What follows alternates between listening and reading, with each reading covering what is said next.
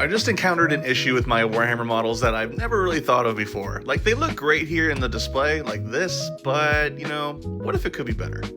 Let's make it pop while it's on display. So first, I 3D printed this little diorama base that had a cutout for my model's display. Next, I used some cork to put down some rock formations, basically just super glued them down. Pretty easy peasy. They look kind of great, just like that. Next, I got these 3D printed little barrels, like oil barrels or whatever you want to call them. So I kind of just lay them out just to figure out where I wanted to put them before I glued them down.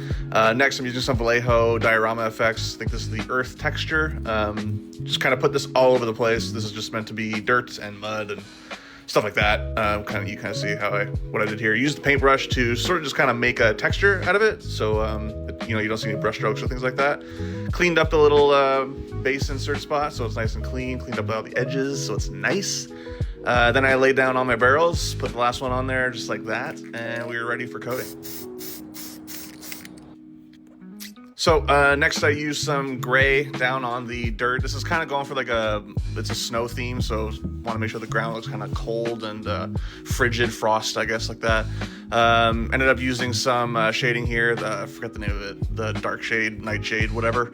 Next I used some other grays, lighter grays on the stones here. And then next I went painting the barrels red. Just wanted to go with classic red, kind of what we're used to. Then I used non-oil to kind of like make it look dirty, like oil's been leaking out of it, things like that.